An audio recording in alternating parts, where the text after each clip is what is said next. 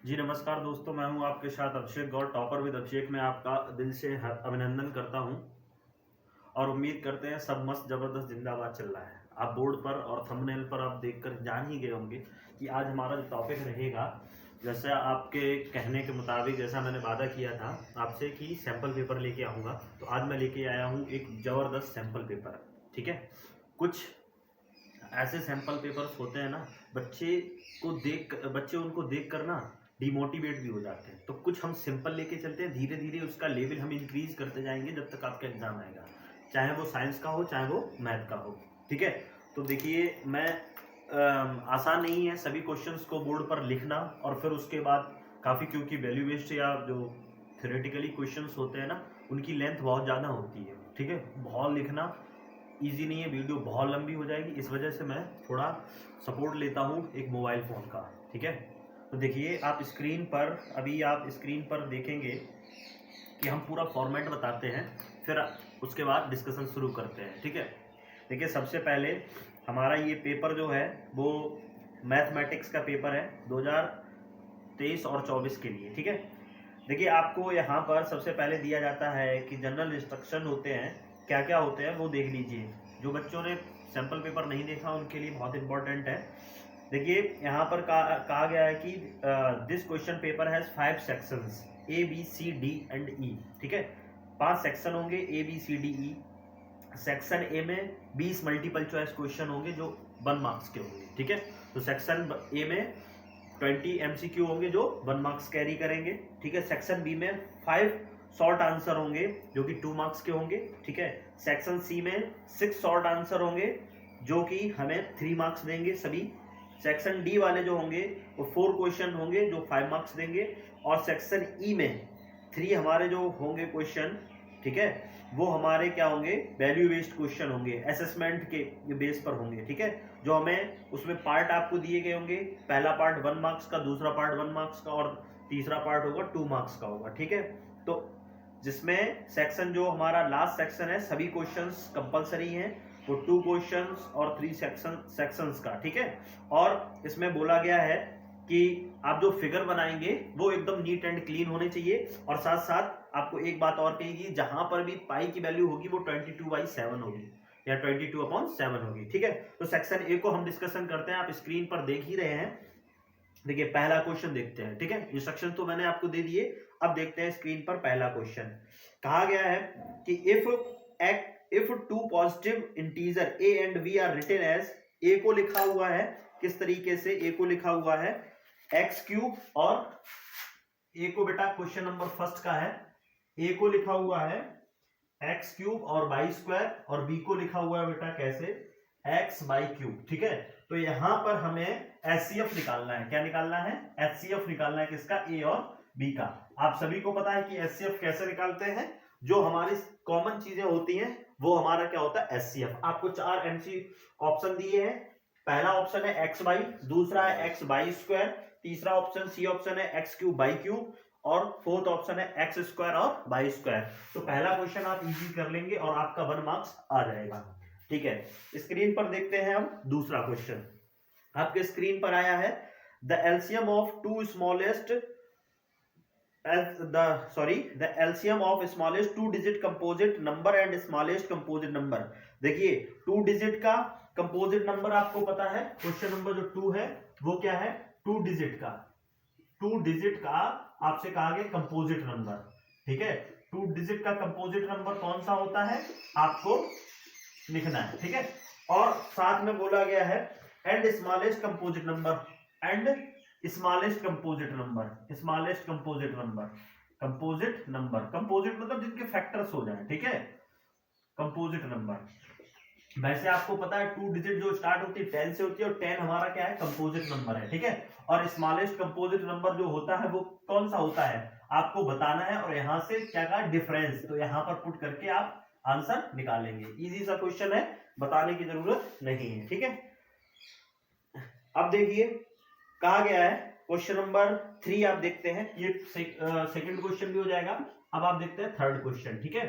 Third question कैसे है, देखिए स्क्रीन पर देखिए, if x equal to 3 is one of the root of quadratic equation. आपको एक क्वाड्रेटिक इक्वेशन दी है, क्या बेटा, x square minus 2kx minus 6 equal to 0। ठीक है बेटा, और x की वैल्यू दे रखी है क्या, x की वैल्यू स्क्रीन पर देखिए, x की वैल्यू आपको क्वेश्चन में दी है 3 है। ठीक है बेटा, आप क्वेश्चन को ध्यान से देखते रहिए, साइड में आपको क्वेश्चन भी दिख रहा होगा।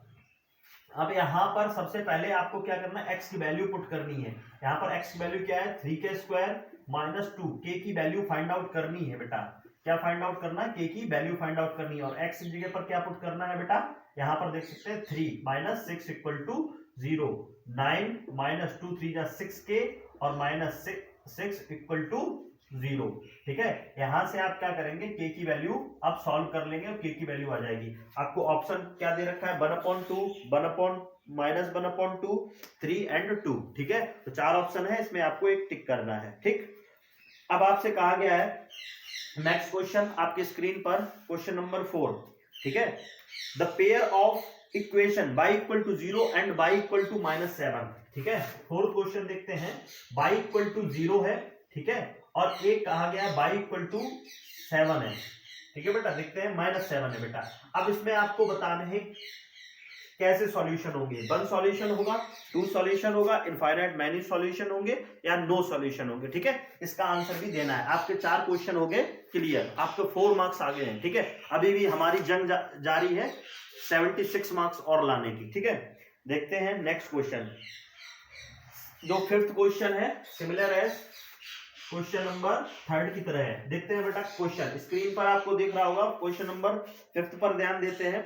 कहा गया है वैल्यू ऑफ k की वैल्यू फाइंड आउट करनी है। इक्वेशन आपको दे रखी है, k की वैल्यू क्या करनी है बेटा, फाइंड आउट करनी है।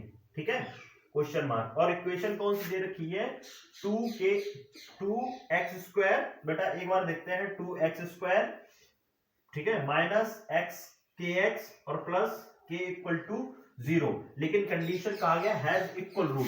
ठीक है, हैज इक्वल रूट, और इक्वल रूट बेटा किस कंडीशन में होते हैं, आप सभी को पता है कि डिस्क्रिमिनेंट जहां पर 0 होता है, और डिस्क्रिमिनेंट की वैल्यू, डिस्क्रिमिनेंट कैसे निकालते हैं, b square minus 4ac equal to 0।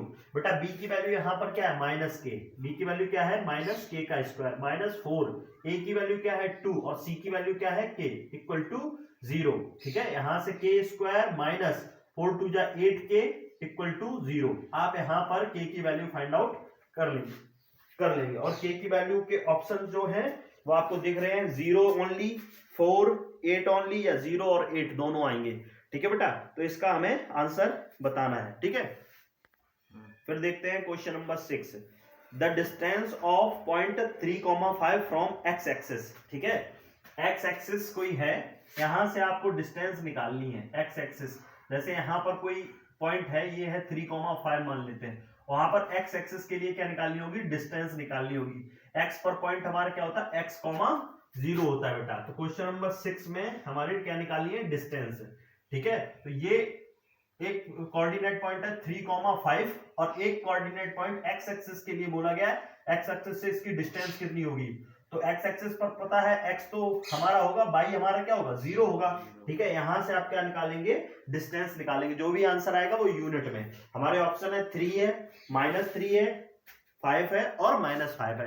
ठीक है, 4 ऑप्शन है, टिक करके आपको बताना है। आपके 6 क्वेश्चन क्लियर हो गए। देखते हैं नेक्स्ट क्वेश्चन, क्वेश्चन नंबर 7 आपकी स्क्रीन पर ये रहा। देखिए आपको ट्रायंगल दे रखे हैं, ट्रायंगल ABC एंड PQR।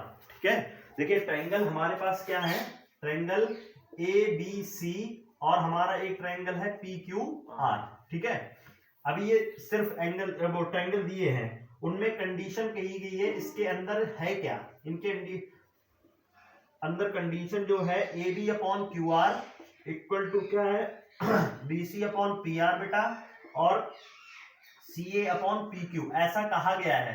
तब आपको बताना है क्या होगा, ट्रायंगल PQR सिमिलर CAB। ठीक है, CAB बोला गया है, या triangle PQR similar to ABC, या आपसे बोला गया है CBA triangle similar to triangle PQR। इसके ऑप्शन हम लिख देते हैं। ठीक है बेटा, ऑप्शन लिखते हैं क्योंकि आप कंफ्यूज हो जाएंगे। तो PQR similar to triangle CAB, बहुत ध्यान से, क्योंकि आपको सब वही दिख रहा होगा, सेम। ठीक है, तो triangle PQR similar to triangle ABC, ठीक है। थर्ड ऑप्शन है हमारा triangle CBA similar to triangle PQR, ठीक है। और फोर्थ ऑप्शन हमारा रहेगा triangle BCA similar to triangle PQR। ये बहुत ध्यान से बेटा देखना है, ठीक है। आपको बहुत ज्यादा ध्यान से देखना है और फिर ऑप्शन बताना है कि कौन सा हमारा सही रहेगा, ठीक है। तो आप 7th क्वेश्चन भी कर लेंगे, ठीक है। आपको पता है दो हमारे ट्रायंगल क्या होंगे, सिमिलर होंगे, ठीक है। जैसे अगर मान लीजिए कि एक ट्रायंगल हमने ले लिया इधर से PQR और इधर से एक ट्रायंगल ले लिया ABC, ठीक है बेटा, AB और C। अगर P ऐसे ट्रायंगल बने हैं ना तो PQ अपॉन AB हो जाएगा, ठीक है। ये चीज ध्यान रखना इधर। और अगर QR किसके इक्वल होगा, BC के, ठीक है। अगर ABC और PQR लेते हैं और AC किसके होगा, PR के, ठीक है। तो ये चीज ध्यान रखनी है। तो CA के साथ क्या आ रहा, CA के साथ आ रहा PR, ध्यान रखना आपको, ऐसे ध्यान रखना है कौन सा ऑप्शन सही होगा। बहुत ध्यान से, ये इंपॉर्टेंट क्वेश्चन रहेगा, आपकी IQ लेवल को चेक करेगा, ठीक है। अब हम देखते हैं क्वेश्चन नंबर 8, ठीक है। आपसे पूछा गया, स्क्रीन पर देखेंगे आप, आपको दिखेगा कि which of the following is not a similarity criterion. देखिए सिमिलरिटी में कौन कौन से क्राइटेरिया नहीं होती हैं, ठीक है। एक हमारा ऑप्शन है, फर्स्ट ऑप्शन है AA, सेकंड ऑप्शन हमारा है SAS और थर्ड ऑप्शन है हमारा AA और फोर्थ ऑप्शन हमारा रहेगा RHS। कौन सा नहीं होता है बेटा, सिमिलरिटी में RHS नहीं होता है, ठीक है। आप सभी को पता है। क्वेश्चन नंबर 8 तक हमारा क्लियर हो गया। अभी तक हम 8 मार्क्स कंप्लीट कर चुके हैं, ठीक है। आप क्वेश्चन नंबर 9 स्क्रीन पर देख सकते हैं। देखिए आपको एंगल P, आप स्क्रीन पर जब देखेंगे तो एंगल P आपको कितना दिखेगा, ठीक है। आपको एंगल P दिखेगा 90 डिग्री, क्योंकि आपको पता है टेंजेंट के साथ जो हमारा पॉइंट ऑफ कांटेक्ट होता है 90 डिग्री, क्यू भी 90 डिग्री, और ये हमारा जो सेंटर से एंगल है 110 है। तो आपको एंगल T कितना होगा, क्योंकि सभी, ये तो हमारा बन गया क्वाड्रिलेटरल और सभी एंगल का सम बेटा कितना होगा 360। तो एक 90, एक 110, एक हमारा 90 और लास्ट हमारा क्या होगा वो हमें फाइंड आउट करना है। वैसे आपको ऑप्शन दिए 60, 70, 80 और 90, ठीक। 9 क्वेश्चन भी क्लियर। आपसे कहा गया 10, 9 भी क्लियर हो जाएगा, ठीक है। 10th क्वेश्चन क्या है, 10th देखते हैं। 10th में बोला गया है कि cos A इक्वल टू कितना दिया है बेटा 4/5 और हमें फाइंड आउट करना है tan A की वैल्यू।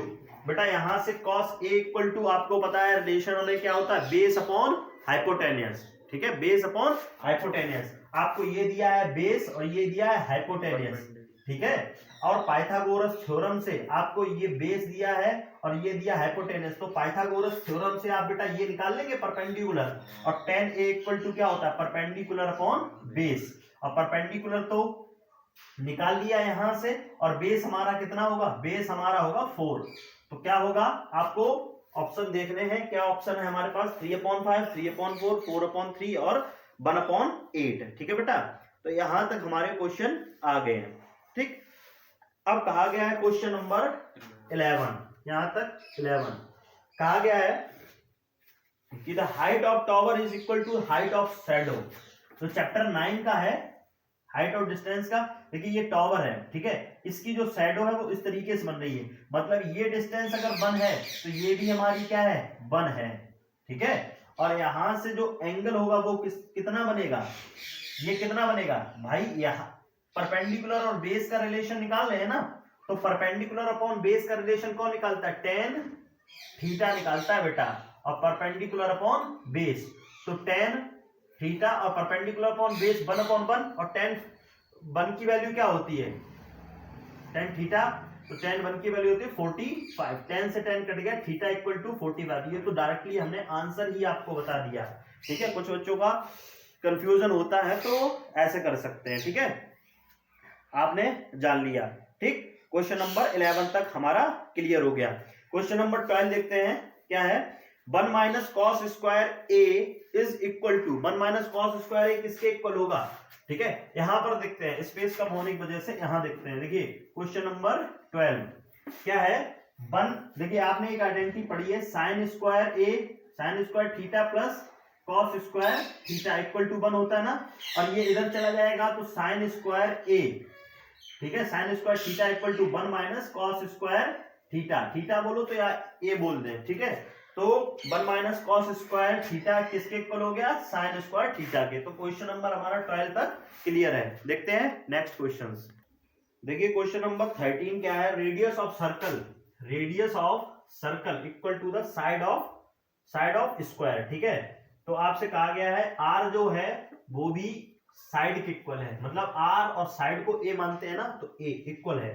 पेरीमीटर, उन दोनों के पेरीमीटर का रेशियो, पेरीमीटर मतलब circumference of circle, circumference of circle equal है ओ पेरीमीटर ऑफ स्क्वायर, ठीक है बेटा। इनका रेशियो पता करना है, रेशियो पता करना है। तो आपको फॉर्मूला पता है क्या होता है, सर्कमफेरेंस ऑफ सर्कल का 2 पाई आर, ठीक है। और यहाँ perimeter of square 4 into side है, ठीक है। अब साइड और ये सभी इक्वल होते हैं तो 2 बन जा 2, 2 2 जा 4। यहाँ पर क्या बचा, अब ये दोनों इक्वल है ना, आर को एक इक्वल कर सकते हैं तो इससे ये कट गया। इधर क्या बचा, पाई बचा, और इधर बचा 2। तो हमारा जो आंसर होगा वो क्या होगा, पाई रेशियो 2, ठीक है। क्वेश्चन नंबर 14 देखते हैं बेटा। क्वेश्चन नंबर 14 में क्या कहा गया है, देखिए 13 आपको क्लियर हो गया होगा बहुत अच्छे से। 14 में आपका बोला गया है area of circle, area of circle मतलब एरिया ऑफ सर्कल आपको कितना दिया है, 154 सेंटीमीटर स्क्वायर, ठीक है। यहां पर और आपको क्या निकालना है, इसका रेडियस निकालना है, पाई आर स्क्वायर रख के और आंसर आर की वैल्यू निकाल सकते हैं, ठीक है। Question number 15। कुछ बच्चे जो इंटेलिजेंट होंगे बेटा वो अभी पता क्या सोच रहे होंगे, अरे इतने से इजी क्वेश्चन हम आराम से कर सकते हैं, ठीक है। देखिए एमसीक्यू आपको पता है कि टाइम ज्यादा नहीं लेते हैं, ठीक है, तो इजी क्वेश्चन होते हैं। आगे जो मजा आने वाला है, अच्छे इंपॉर्टेंट क्वेश्चन है, वो आपको वीडियो के एंड में मिलेंगे। तो वीडियो को एंड तक देखते रहिए और हमारे साथ बने रहिए, फिर आपका जो स्कोर है वो बूस्ट कैसे होता है वो आप देखिए बस। देखिए क्वेश्चन नंबर 15 कहा गया है dice is thrown the probability of getting even number less than 4, ठीक है। तो आपको क्वेश्चन नंबर ये कहा गया है कि प्रोबेबिलिटी बताइए किसकी, डाइस की, अगर इवन नंबर लेस देन 4 से होना चाहिए। और इवन नंबर कौन सा होता है, सिर्फ होता है 2, ठीक है। क्या होता है 2, तो हमारा सिर्फ एक ही ऑप्शन है बेटा 2 का, और टोटल हमारे डाइस कितने होते हैं 6, तो 1/6। ये नहीं 2 आपका 2 नंबर है तो 2/6 लिखेंगे, नहीं, 2 कितनी बार आया है, एक बार, ठीक है। और हमारे टोटल हमारे आउटकम कितने होंगे 6, तो 1/6, 2/6 नहीं होगा, 1/6 राइट आंसर। 15 क्वेश्चन क्लियर, ठीक है बेटा। क्वेश्चन नंबर चलते हैं 16 पर, ठीक है। देखिए आपको स्क्रीन पर फिर देख सकते हैं क्वेश्चन नंबर 16 क्या है। आपको इंटरवल दे रखा है, क्लास इंटरवल 0 से 5, 5 से 10, 10 से 15, 15 से 20, 20 से 25, ठीक है। उनकी फ्रीक्वेंसी दे रखी है 10, 15, 12, 20 और 9। आपको lower limit of model class, ठीक है, इस मॉडल क्लास की लोअर लिमिट आपको बतानी है, ठीक है। आपने अच्छे से पढ़ा होगा। कुछ चैप्टर नंबर आपका कौन सा है, ये कौन सा है, स्टैटिस्टिक्स से, ठीक है। तो यहां पर आप ऑप्शन से क्लियर कर लेंगे, ठीक। क्वेश्चन नंबर आते हैं 16 क्लियर हो गया ना।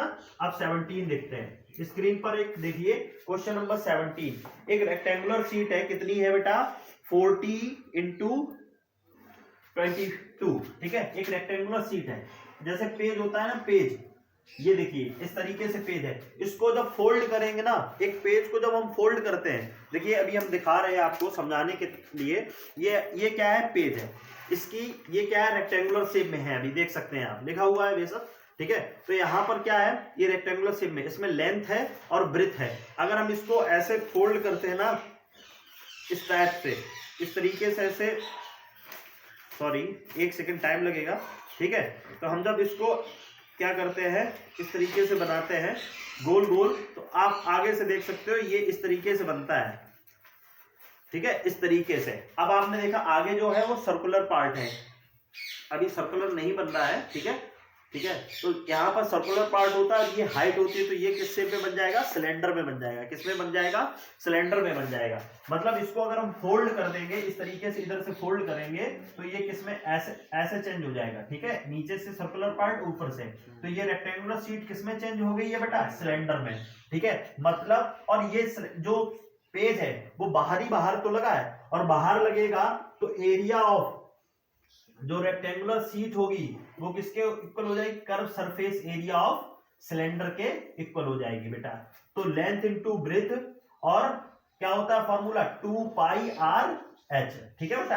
अब यहां पर ये जो होगी लेंथ वो तो हमारी सेम रहेगी, वही तो हमारी हाइट बनेगी, लेंथ हमारी हाइट बनेगी। आपको पूछा क्या गया है देखते हैं, क्वेश्चन नंबर हमारा कौन सा था 17, ठीक है। तो आपसे पूछा गया रेडियस ऑफ सिलेंडर, ठीक है, और हाइट आपको इसमें दे रखी है 40 सेंटीमीटर।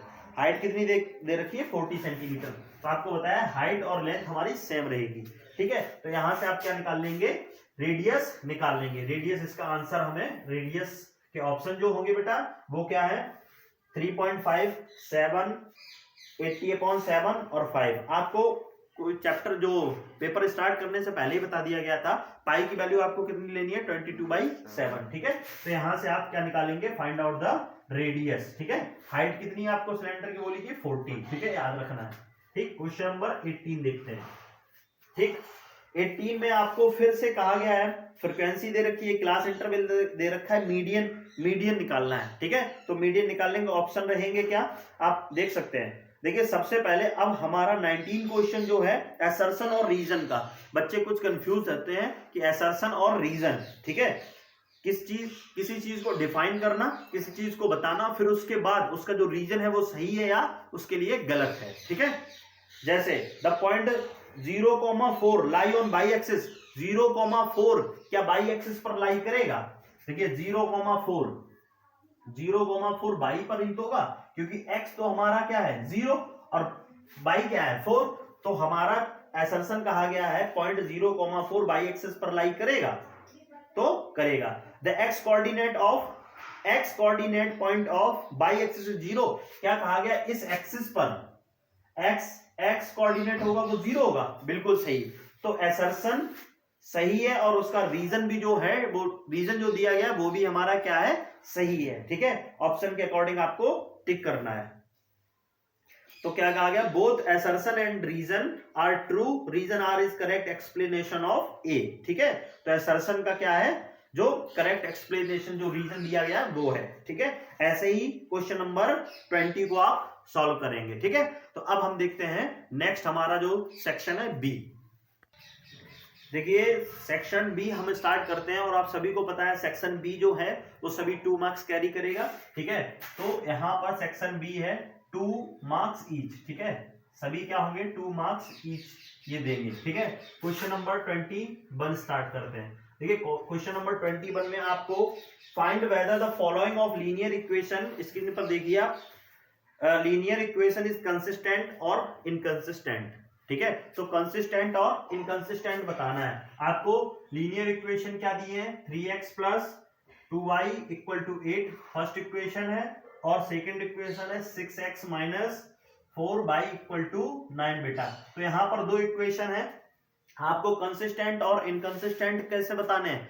देखिए कंसिस्टेंट में जिसमें सॉल्यूशन होते हैं या नहीं होते हैं वो आपको हमने पहले ही बता रखा है, ठीक है। तो कंसिस्टेंट इनकंसिस्टेंट इनका रेशियो कंपैरिजन करना है, a1 ये क्या होगा b1, और ये इधर आ जाएगा तो c1, ये माइनस का हो जाएगा, ठीक है। यहाँ पर a2 ये b2 और ये इधर आ जाएगा तो c2। आपको रेशियो को कंपेयर करना है और फिर आपको बताना है ये कंसिस्टेंट है या इनकंसिस्टेंट। बहुत इजी है हमारा, 2 मार्क्स को लेकर आना, ठीक है। अब हम 21 को बहुत अच्छे से समझ गए होंगे, ठीक है बेटा। अगर आपने कंसिस्टेंट इनकंसिस्टेंट नहीं देखा है तो आप एक बार जाइए और हमारे YouTube चैनल पर चैप्टर नंबर 3 जो दे रखा है उसको आप समझिए जाकर, और फिर आपको सभी डाउट 3rd चैप्टर से लेकर क्लियर हो जाएंगे, लीनियर इक्वेशन एंड 2 वेरिएबल, ठीक है। अब हम देखते हैं क्वेश्चन नंबर 22, ठीक है। आपको क्वेश्चन नंबर 22 स्क्रीन पर दिख रहा है बेटा, क्या है, आपको एक ट्रेपीजियम दिया है, ये आपको एनसीईआरटी क्वेश्चन है। अगर आपने एनसीईआरटी सही से पढ़ी है ना तो आपको इस क्वेश्चन को करने में कोई भी तकलीफ नहीं होगी, ठीक है। ए ये दे रखा है आपको, बी ये दे रखा है, सी ये दे रखा है, D, A B C D क्या है, ट्रेपीजियम है, और यहाँ पर है एफ और यहाँ पर है ई, ठीक है। स्क्रीन पर आपने देखा होगा कहा गया है ABCD is a trapezium in which AB किसके पैरेलल है, CD के और CD किसके पैरेलल, EF के, मतलब ये सभी लाइन हमारी क्या है, पैरेलल है बेटा। अब हमें प्रूव क्या करना है, प्रूव आपको बहुत अच्छे से पता है, आपको स्क्रीन पर देखा होगा AE अपॉन ED इक्वल होगा BF अपॉन FC के, ठीक है बेटा। आपको सबसे पहले याद होगा, आपने अगर पढ़ा है तो यहां से एक कंस्ट्रक्शन करते हैं, B को D से ज्वाइन करते हैं, ठीक है बेटा। अब यहां पर एक ट्रायंगल बन गया ABD, ठीक है बेटा, ABD। तो इसको कोई पॉइंट मान लेना, इसको बोल देना O पॉइंट, ठीक है बेटा। यहां पर अब आप देख सकते हो ABD में आपका EO क्या है, एक पैरेलल लाइन है। तो थेल्स थ्योरम से आपने रेशियो पढ़े थे ना बेटा, तो थेल्स थ्योरम से क्या होगा, अब हम ऐसे ले सकते हैं ट्रायंगल ABD, ठीक है। इसमें क्या है, EO किसके पैरेलल है बेटा, AD के, ठीक है भाई। थेल्स थ्योरम, आपने थेल्स थ्योरम पढ़ी थी कि नहीं पढ़ी थी, थेल्स थ्योरम, ठीक है। थेल्स थ्योरम आपने पढ़ी है, तो क्या होगा बेटा, यहां से अगर चलते हैं DE upon AB equal to क्या हो जाएगा बेटा, DO अपॉन OB, ठीक है, इक्वेशन हो जाएगी फर्स्ट।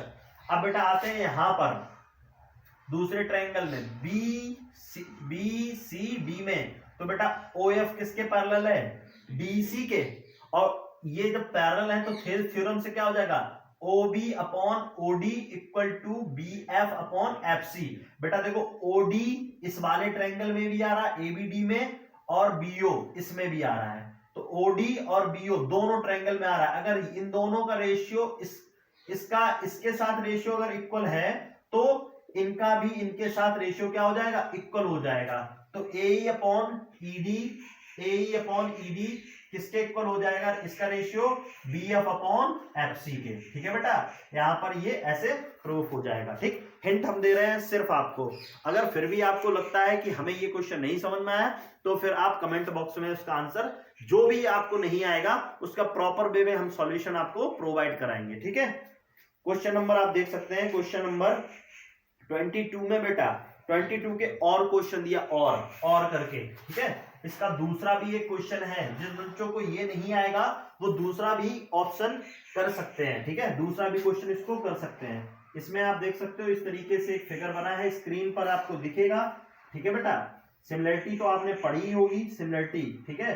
ये आपको एंगल 48 दे रखा है, ये है A, इसको बोला गया है B, और इसको बोला गया C, ये है D और ये है E। सिमिलरिटी आपको पता ही है, सिमिलरिटी अगर आपने पढ़ी है तो आप ये निकाल सकते हैं। आपको क्वेश्चन में देखिए क्या दे रखा है, AD इक्वल टू ये दे रखा है 6, ठीक है, और DB इक्वल टू ये आपको दे रखा है 9, AE आपको कितना दे रखा है 8, और EC कितना दे रखा है 12, ठीक है बेटा। तो यहां से इनका जब रेशियो इक्वल होगा, देखिए रेशियो कैसे इक्वल, रेशियो अगर देखिए 6 अपॉन 9, एक तरफ हम लेते हैं 6 अपॉन 9, और एक तरफ बेटा क्या आया AE अपॉन EC 8 अपॉन 12। क्या ये रेशियो इक्वल है? आप कहोगे नहीं अभी तो नहीं दिख रहा, लेकिन हम 3 से कट करें, 3 2 जा 6 और 3 3 जा 9, तो क्या आया 2 अपॉन 3 आया बेटा, इक्वल। यहां से 4 2 जा 8 और 4 3 जा 12, तो 2 अपॉन 3 रेशियो इक्वल है। तो ये हमारे दोनों ट्रायंगल सिमिलरिटी से हम क्या करेंगे, इक्वल प्रूव कर देंगे। और आपको ये निकालना है ABC, ये एंगल अगर 48 है बेटा, तो ए सिमिलरिटी से ये एंगल भी हमारा क्या हो जाएगा, इक्वल। तो ये 48, तो ये एंगल भी हमारा 48 आ गया, ठीक है। तो आप कोई सा भी बहुत इजी से क्वेश्चन कर सकते हैं, चाहे 22 का फर्स्ट वाला या और ऑप्शन में दे रखा है वो वाला, ठीक है। अब देखते हैं क्वेश्चन नंबर 23। देखिए 22 तो आपका एकदम क्लियर हो गया है, ठीक है। देखिए 22 के बाद स्क्रीन पर आपको दिख रहा है क्वेश्चन नंबर 23, स्क्रीन पर देखिए।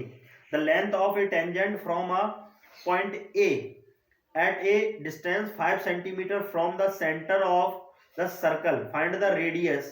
आपको ऐसा क्वेश्चन करा दिया है, फिर भी देखते हैं। देखिए कैसे आपसे कहा गया है कि एक लेंथ है टेंजेंट की, वो कितनी है, the length of tangent from A, ठीक है। आपको कितना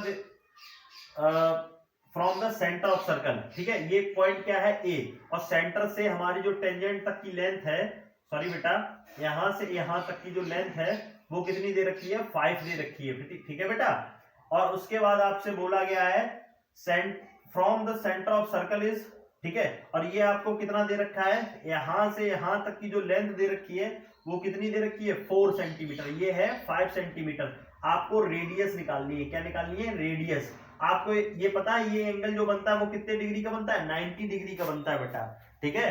तो यहां पर अगर देखें तो ये क्या है, हाइपोटेनियस है, ये है बेस, और ये बेटा क्या है, परपेंडिकुलर। पाइथागोरस थ्योरम से आप क्या निकाल लेंगे यहां पर, बताइए, पाइथागोरस थ्योरम से आप यहां पर परपेंडिकुलर निकाल लेंगे, जो कि हमारी क्या है, रेडियस है, क्या है, रेडियस है। ये आपको फाइंड आउट करना है पाइथागोरस से। 2 नंबर का इजी सा क्वेश्चन आपको 2 नंबर देकर चला गया। अब देखते हैं क्वेश्चन नंबर 24, ठीक है बेटा। तो क्वेश्चन नंबर 24 आपको क्या है, देखिए क्वेश्चन आपके स्क्रीन पर दिख रहा होगा। क्वेश्चन या स्क्रीन पर नहीं है तो सीधा बिल्कुल आप देख सकते हैं, साइन स्क्वायर 60 डिग्री, और बेटा क्वेश्चन क्या है, 2 tan स्क्वायर 45, और बेटा क्या है, माइनस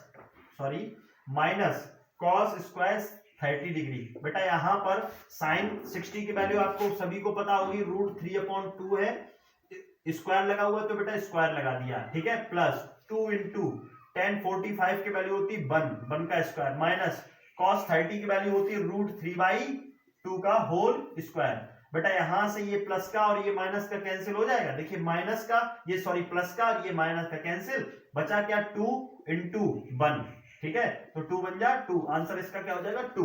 देखिए इतना सा, सिर्फ इतना छोटा क्वेश्चन, ये आपका क्या करेगा, ऐसे क्वेश्चन आपका टाइम बचाने वाले हैं बेटा, क्या बचाने वाले, टाइम।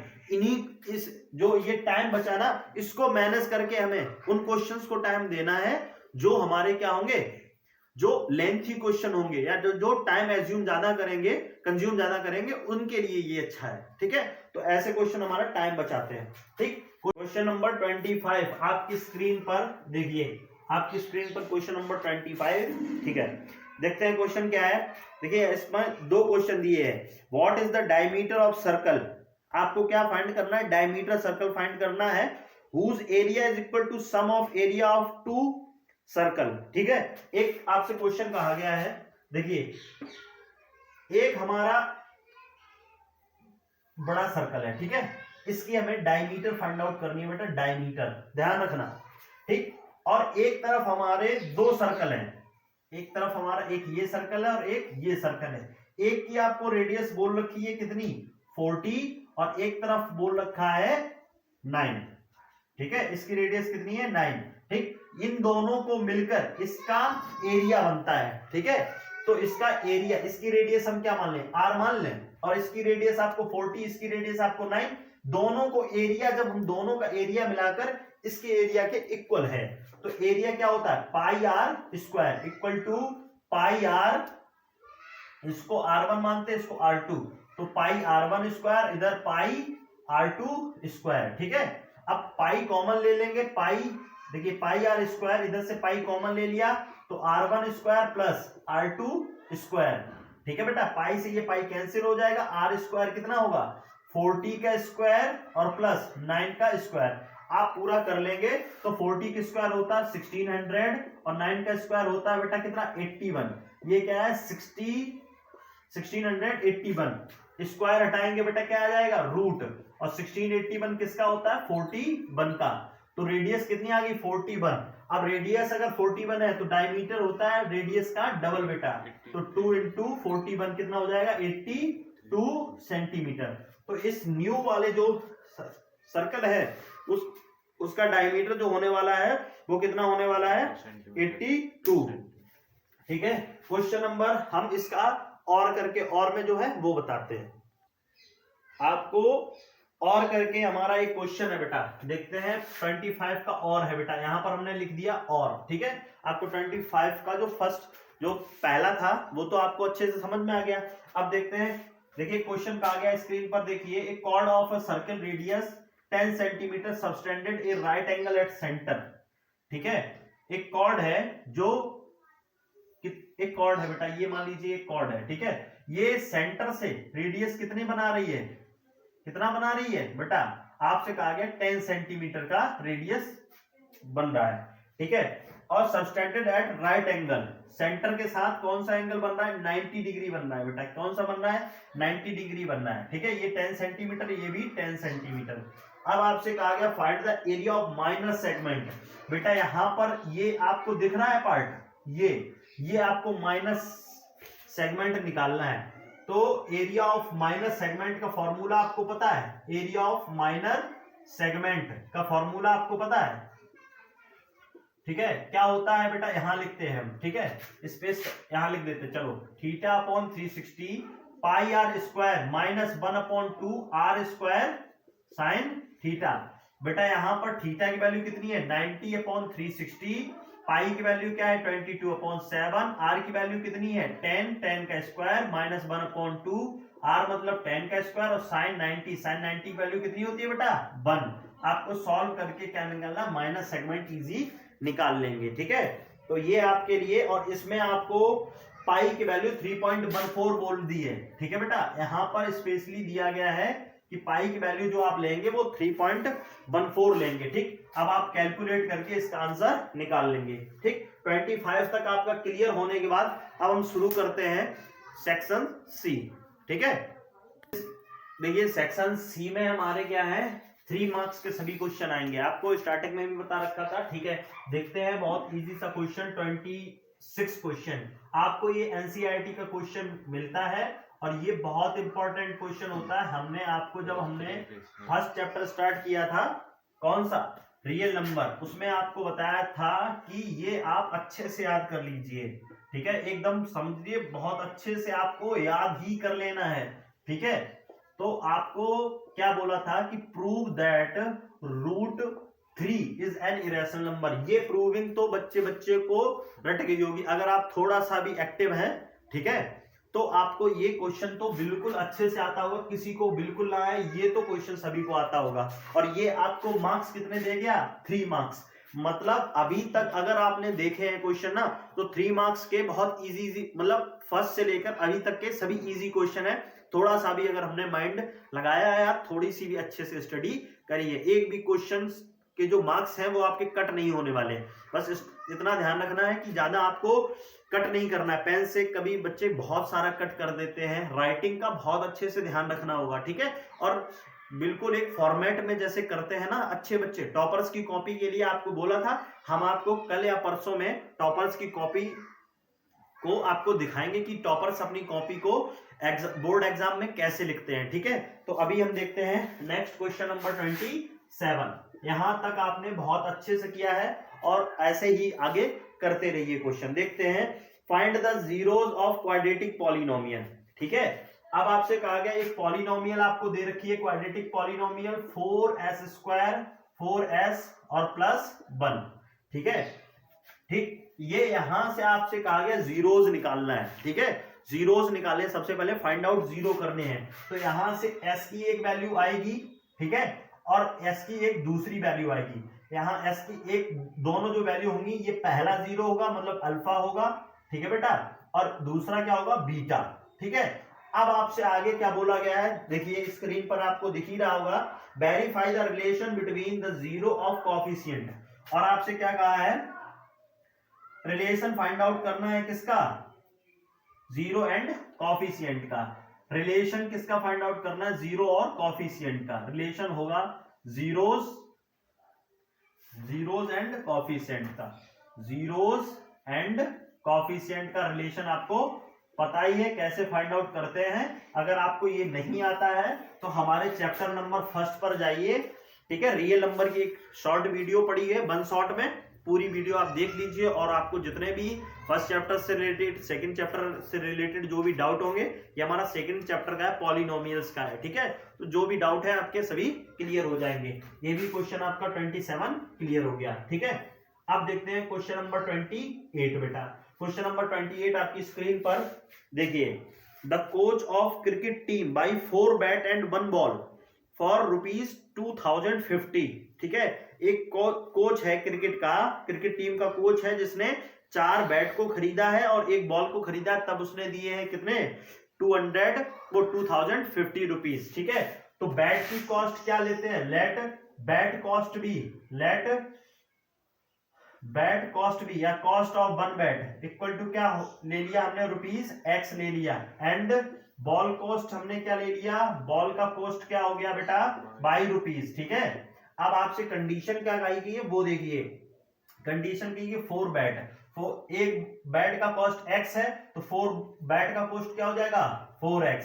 ठीक है, अब एक बॉल का कॉस्ट बाई है तो वन बॉल का क्या होगा बाई, बाई ही बना रहेगा। इन दोनों को मिलाकर कोच ने कितने रुपए दिए 2050 रुपीज दिए। ये लीनियर इक्वेशन फर्स्ट बन गई 2 वेरिएबल की। ठीक है, अब आपसे कहा गया बाद में उसने सी बाई 3 बैट एंड 2 बॉल, अगर 3 बैट खरीदे हैं बेटा तो क्या होगा 3x और 2 बॉल खरीदी है तो 2 बाई इक्वल टू बेटा कितना 1600 रुपीज दिए हैं। ये हो गया इक्वेशन 2। आपको बहुत अच्छे से पता है कि इसको हमें जब दो इक्वेशन दी जाती हैं और किसी की हमें दो इक्वेशन दे रखी है और बैट और बॉल की कॉस्ट निकालनी है तो हमें एलिमिनेशन या सब्स्टिट्यूशन मेथड पढ़ना होगा। क्या पढ़ना होगा, एलिमिनेशन और सब्स्टिट्यूशन मेथड। अगर आपको एलिमिनेशन और सब्स्टिट्यूशन नहीं आता है तो जाइए हमारी वीडियो एलिमिनेशन और सब्स्टिट्यूशन के वीडियो पढ़िए, 30 से 35 मिनट की वीडियो है, आप देखिए और एलिमिनेशन सब्स्टिट्यूशन को आसानी से जानिए। ठीक है, तो यहां से एलिमिनेशन सब्स्टिट्यूशन मेथड कोई भी लगाकर आप x की वैल्यू निकालेंगे और y की वैल्यू निकाल लेंगे। ठीक है, तो यहां से आपका 28 भी बहुत अच्छे से क्लियर होता है। ठीक है, अभी तक हमने क्या किया है, अगर आपकी स्पीड और एक्यूरेसी बहुत अच्छी है बेटा तो आप इस इतने क्वेश्चन, ये 28 क्वेश्चन जो किए हैं अभी आपने, वो आप हद से ज्यादा टाइम लगाओगे तो कितना लगाओगे आप, ज्यादा से ज्यादा टाइम लगाओ तो 1 से 1.5 घंटे के बीच में ये सभी इतना 28 तक कर लेंगे। ठीक है, तो इतना जब आपने कर लिया ना, मतलब आधा पेपर 1.5 घंटे में सॉल्व कर लिया है। ठीक है, तो यहां पर अगर एक्यूरेसी बहुत अच्छी रही तो टोटल हमारे इस, अभी हम बताते हैं टोटल यहां पर जो क्वेश्चंस है, नंबर ऑफ क्वेश्चंस है बेटा वो है 37। ठीक है बेटा, यहां पर सॉरी 38 क्वेश्चंस हैं और आपने 28 क्वेश्चन कर लिए, मतलब अभी 10 क्वेश्चन रिमेनिंग है। ठीक है, और इसमें भी हमने क्या किया, जो वीडियो अगर देखेंगे तो अभी वीडियो हमारी हद से ज्यादा 30 से 40 मिनट हुआ होगा। ठीक है, लेकिन आपको ज्यादा टाइम लगेगा तो एक्स्ट्रा आप थोड़ा और कर लेंगे। ठीक है, तो बहुत अच्छा टाइम हमारा अभी चल रहा है। ठीक, अब देखते हैं क्वेश्चन नंबर 29। देखिए 28 का एक और क्वेश्चन है, 28 का और बेटा और। ठीक है, हम और भी करवा रहे हैं क्योंकि बच्चों को 2 ऑप्शन होते हैं तो आसानी होती है किसी एक को क्वेश्चन को करने की। ज्यादा बातें ना करते हुए फालतू की वीडियो पे ध्यान देते हैं। ठीक है, a landing library has a fix charge for the first 3 days. ठीक है, आपको स्क्रीन पर क्या दिख रहा है, एक लैंडिंग लाइब्रेरी है जिसके 3 दिन का एक फिक्स चार्ज है। ठीक है, और उसके बाद कहा गया है कि एडिशनल चार्ज पर डे पड़ता है। ठीक है, मान लीजिए 3 दिन का तो फिक्स चार्ज ले लेंगे, फिर हर डे का एक्स्ट्रा चार्ज पड़ता रहेगा पर डे का। ठीक, Sarita paid 27 rupees for book kept for 7 day. Library से क्या लिए, एक बुक लिए, किसने, सरिता ने। कितने रुपए दिए, 27 रुपए दिए 7 डेज के लिए। Let the fix charge, let the fix charge for 3 day, for 3 days या फर्स्ट 3 डेज। ठीक है, क्या हो जाएगा बेटा, x रुपीज लिया। ठीक है, एंड एडिशनल चार्ज, और प्रत्येक additional charge for extra day या for per day. Per day का एडिशनल चार्ज कितना ले रहा है, 22 रुपए ले रहा है। ठीक है बेटा, अब आपसे कहा गया है, देखिए क्वेश्चन, सरिता ने 7 दिन के लिए कोई एक बुक ली है जिसको 27 रुपए देने पड़े। बेटा 3 दिन का तो हमने देखो 7 डेज के लिए लिया, फॉर 7 डे। ठीक है, 7 डे। ठीक है, 7 डे के लिए 3 दिन तो ये x रुपए हो गया, 3 तो हो गया x। ठीक है, अब कितने बच्चे बेटा, 4 डे बचे हैं, साथ में 3 दिन का तो रुपए x लिया है और बचे हुए हमारे कितने डे हैं, अब 4 बचे हुए हैं। 3 तो हमारे x में चले गए, अब बचे कितने 4, तो 4 के लिए कितना रुपए पड़ेगा 22, क्योंकि पर डे है इस वजह से। कितना रुपए दिया सरिता ने, 27। ये होगी इक्वेशन फर्स्ट। ऐसे ही आगे कहा गया है, सुशी ने 21 रुपए दिए। सुशी ने कितने रुपए दिए, 21 रुपए, लेकिन जो लाइब्रेरी से बुक ली है वो कितने दिन के लिए, 5 डेज के लिए लिए। तो 5 डेज के लिए आप बताइए हमें, यहां से 3 डे तो x ने ले लिया। ठीक है, 3 डे, अब कितने बचे, 3 चले गए तो कितने बचे बेटा टुडे, टू के बाई के साथ, और कितना रुपए देना पड़ा, 21 रुपीज देना पड़ा। अब आपको सॉल्विंग इक्वेशन 1 और 2 किससे सॉल्व करेंगे, एलिमिनेशन या सब्स्टिट्यूशन, कोई भी एक मेथड लगाकर। और आपको अभी बता ही दिया है कि एलिमिनेशन सब्स्टिट्यूशन किससे आप लगा सकते हैं, कोई भी। अगर नहीं पता है तो आप वीडियो में, हमारे चैनल पे वीडियो पड़ी हुई है एलिमिनेशन सब्स्टिट्यूशन की, एक सेपरेट वीडियो, वो आप जाकर देख सकते हैं। ठीक है, तो x की वैल्यू और y की वैल्यू आप यहां से निकाल सकते हैं। ठीक, अब देखिए क्वेश्चन नंबर 29, 28 तक क्लियर हो गया। 28 के दो पार्ट थे बेटा, दोनों हमने करवा दिए, या दो क्वेश्चन थे और करके। ठीक है, a circle touch all the four side, prove that AB plus CD equal to AD plus DA लिखा हुआ है। ठीक है, AD प्लस DA। ठीक है, यहां पर आपको एक क्वाड्रिलेटरल है, एक इस तरीके से एक सर्कल है, उसके बाहर क्या है, एक क्वाड्रिलेटरल है बेटा, जो कि बाउंड्री को टच कर रहा है। क्या कर रहा है, टच कर रहा है। ठीक, ये A है, ये B है, ये मान लीजिए C है, और ये D है, क्वाड्रिलेटरल ABCD। ठीक है, आपको यहां से बोलना है कि AB प्लस CD प्रूव क्या करना है, प्रूव करना है ये। ठीक है बेटा, याद रखना है, प्रूव करना है। ठीक है, प्रूव दैट AD और प्लस AB प्लस CD किसके इक्वल है, AD प्लस BC के बेटा। ठीक है, यहां उसमें थोड़ा गलत लिख गया है, AD प्लस DA नहीं, AD प्लस BC, याद रखना है। ठीक है, आप जहां क्वेश्चन देख सकते हो उसमें AD प्लस BC होगा, वहां पर लिखा हुआ है DA, मिसप्रिंट है। ठीक है, तो ये आपको बिल्कुल NCERT का क्वेश्चन है, बहुत अच्छे से समझाया गया है। ठीक है, तो आप यहाँ पर कर सकते हैं कैसे, यहाँ पर एक पॉइंट ले लेना जो कॉन्टेक्ट पॉइंट है, P Q R और AS। ठीक है बेटा, ठीक, P पॉइंट से लोगे तो AP और AS के इक्वल हो जाएगा। ठीक है, एक्सटर्नल पॉइंट A से लोगे तो टेंजेंट की लेंथ इक्वल होती है, AP किसके इक्वल, AS के इक्वल। यहां B पॉइंट से दो, BP किसके इक्वल, BQ के। C पॉइंट से CQ प्लस CR, और D पॉइंट से लोगे तो RD और प्लस SD के इक्वल हो जाएगा। सभी इक्वेशन को ऐड करके हमें क्या करना है, AB plus CD equal AD plus BC proof कर लेना है। ठीक है, तो क्वेश्चन नंबर 29। अब चलते हैं क्वेश्चन नंबर 30 पर।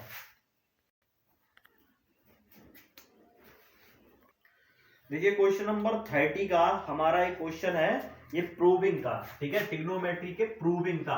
शायद ये पोर्शन आपका नहीं आ रहा है, ठीक है, फिर भी हम आपको समझा देते हैं। Cosec theta minus cot theta का होल स्क्वायर, ठीक है, equal to 1 minus cos theta upon 1 plus cos theta. ये आपको प्रूव करना है बेटा। ठीक है, तो ये आपको प्रूव करना है। इसका दूसरा एक और क्वेश्चन इसमें दिया गया है, क्या, सेक ए, स्क्रीन पर देख सकते हैं, सेक इधर लिखते हैं, काफी लेंथी है, ठीक है, इस वजह से। ठीक है, इसका दूसरा क्या है, सेक A bracket inside 1 minus sign A bracket inside सेक ए और प्लस tan ए। ठीक है, इक्वल टू 1, ये प्रूफ करना है, तो ये आप कर लेंगे। ठीक है, अब हम देखते हैं क्वेश्चन नंबर 31 बेटा। ठीक है, अगर आपसे 30 क्वेश्चन नहीं होता है तो आप कमेंट बॉक्स में बोलिए कि सर हमें 30 क्वेश्चन बताइए, फिर हम आपकी उसको डिटेल में आपको बनाकर बता देंगे। जो आपके डाउट रहेंगे इस सैंपल से, उनके जितने भी कमेंट आएंगे, ठीक है, उनको सभी हम डाउट क्लियर करके एक सेपरेट वीडियो बना देंगे, doubt session for sample paper first. ठीक है, इस फर्स्ट सैंपल पेपर आपको मैथ का करवा रहे हैं। ठीक, देखिए बेटा क्वेश्चन नंबर 13 स्क्रीन पर आपको दिख रहा होगा, ए bag contains 6 red ball and 4 black ball. ठीक है, एक बैग है, मान लीजिए ये क्या है, एक बैग है। ठीक, इसमें कहा गया 6 रेड बॉल है और 4 ब्लैक बॉल है। 6 कैसी है, रेड बॉल है। ठीक, अब उसके बाद 4 ब्लैक बॉल है। देखिए हमने क्या किया, 1 2 3 और 4 हमने क्या कर दिया, 4 हमने कर दिए ब्लैक बॉल। और 6 कैसी है, देखिए बेटा यहां पर दिख रहा होगा 6 रेड बॉल, तो 1 2 3 4 5 6, ये नहीं ऐसे। ठीक है, अब क्या करना है हमें, अब देखिए यहां से हम क्या करते हैं, a ball is drawn random from the bag. ठीक है बेटा, टोटल हमारी इस बैग में कितनी बॉल है, आप देख सकते हैं 10 बॉल तो हो गई है। ठीक है, 10 बॉल है, 6 प्लस 4, टोटल हमारी कितनी बॉल हुई है, टोटल आउटकम। टोटल आउटकम इन्हीं में से तो निकलेगा, अगर कोई भी बॉल निकाली है तो ब्लैक और रेड ही निकलने वाली है। ऐसा तो है नहीं कि ग्रीन निकला है, भाई डाली हमने ब्लैक और रेड है तो ग्रीन तो निकलने के चांसेस है नहीं, ठीक है। अब देखते हैं क्या, एक बॉल को इसे निकाल लिया, what is the probability of red, ठीक है, रेड होने की प्रोबेबिलिटी, ठीक है, यहां पर प्रोबेबिलिटी फॉर रेड क्या होगा, possible outcome of red ball, ठीक है, यही तो होता है ना, अपॉन टोटल आउटकम या टोटल नंबर ऑफ आउटकम, यही तो होता है फॉर्मूला आउटकम। बेटा आप हमें ये बताओ, एक क्या बोला गया है, रेड बॉल आने की, रेड बॉल यहां पर कितनी आपको दिख रही है, रेड बॉल आपको दिख रही है, देखिए 1 2 3 4 5 6 रेड बॉल है, ठीक है, अपॉन टोटल कितनी बॉल है हमारी 10 है, तो यहां कट कर देंगे 2 3 जा 6 और 2 5 जा 10, तो 3/5, ठीक है बेटा। अब हमसे कहा गया है रेड बॉल ना आने का, ठीक है, तो पी रेड नॉट, ठीक है, तो कितना आएगा बेटा, इसको करने के दो मेथड हैं, दोनों हम आपको समझा देते हैं, ठीक है। एक तो हम करेंगे possible outcome of not red ball, ठीक है, upon total number of outcome, ठीक है, आउटकम। यहां पर हम एक और चीज लिखते हैं, रेड बॉल ना लिखो तो किसके लिए, ब्लैक बॉल, नॉट रेड का मतलब है रेड ना हो, रेड नहीं होंगी तो सिर्फ हमारी बची तो ब्लैक ही है, तो ब्लैक बचने वाली है। अब यहां पर हम क्या करेंगे, ब्लैक कितनी है 4, या रेड कितनी नहीं है 4, ऐसे बोले कि ब्लैक कितनी है तो आप कहोगे 4, और ब्लैक कितनी नहीं, रेड कितनी नहीं है तब भी आप कहोगे 4, अपॉन टोटल कितना 10, तो 2 से कटा 2 2 जा 4 और 2 5 जा 10, 2/5, बेटा ये हो गया। इसको हम दूसरे तरीके से पता कैसे कर सकते थे,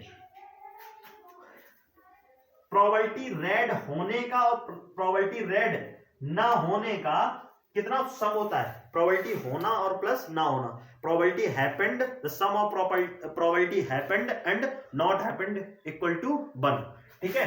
तो प्रोबेबिलिटी रेड की कितनी है बेटा 3/5, अगर हम रेड ना होने की प्रोबेबिलिटी निकालेंगे बेटा तो क्या होगा, ये प्लस का है उधर चला जाएगा, प्रोबेबिलिटी ऑफ नॉट रेड क्या हो जाएगा 1 - 3/5, तो 5 बन जा 5 से 3 गया क्या बचा 2/5, तब भी हम ऐसे भी निकाल सकते हैं। तो हमारा सेक्शन सी क्लियर होता है। अब हम देखेंगे सेक्शन डी के बहुत इंपॉर्टेंट क्वेश्चंस। क्वेश्चन नंबर 32, ठीक है बेटा, सेक्शन डी जो कि आपको 4 मार्क्स अभी देंगे। तो question number 32, a train travel 360 kilometre at a uniform speed, if the speed has been 5 kilometre per hour more, it would have taken 1 hour less same journey, find the speed of the train। बेटा आपसे क्या कहा गया है कि एक speed क्या है 360 किलोमीटर कोई डिस्टेंस चलता है, आपको एनसीईआरटी का क्वेश्चन है, आप बहुत अच्छे से इसको क्वेश्चन नंबर 32 इसको आप अच्छे से कर सकते हैं, 32 को आप क्वेश्चन कर लेना, ठीक है। और इसका अगर देखें ये मोटर बोट 18 किलोमीटर, आपको ये एग्जाम्पलर क्वेश्चन है, एग्जाम्पल वाला है, ठीक है, तो आप इसको भी करके दिखाएंगे, ठीक है। तो क्वेश्चन नंबर 32 कंप्लीट होता है, 4 मार्क्स आपको मिल गए, ठीक। अब आपको क्वेश्चन नंबर 33 में बेटा क्या है, prove that if line drawn parallel to one side of triangle to intersect other two side in a distant point, the other two side are divided in same ratio. आपने 6 chapter पढ़ा है, ठीक है। आपसे कहा गया है कि देखिए, ठीक है, तो यहां पर एक देखिए सबसे पहले कहा गया है हमें प्रूफ क्या करना है, देखिए यहां से एक इसको कैसे लिखा है आप समझ जाएंगे, अभी बहुत इजी सा है, ठीक है। देखो कहा गया है prove that if a line drawn parallel to one side of triangle, one side के पैरेलल कोई एक लाइन ड्रॉ कर दीजिए, ठीक है, ट्रायंगल की वन साइड ये है, इसके पैरेलल एक लाइन हमने ड्रॉ कर दी है, ठीक है बेटा। इस और आगे कहा गया है कि intersect the other two side in distinct point, और ये इंटरसेक्ट कहां कर रही है अदर टू साइड पर, अदर अगर एक ये साइड है तो अदर टू साइड एक ये और एक यही तो रहने वाली, इसको हम दे देते हैं ए, इसको देते हैं बी और इसको देते हैं सी, ठीक है। बीसी अगर एक साइड ली है उसके पैरेलल हमने कोई लाइन ड्रॉ की है डी और ई मान लेते हैं, ठीक है, तो अदर साइड हमारे कहां पर होंगे ए बी पर और ए सी पर, ठीक है, अदर पॉइंट होंगे। That the other two sides are divided in same ratio. तो अदर जो साइड हैं वो किस रेशियो में डिवाइड हो रही है बेटा? सेम रेशियो, मतलब AD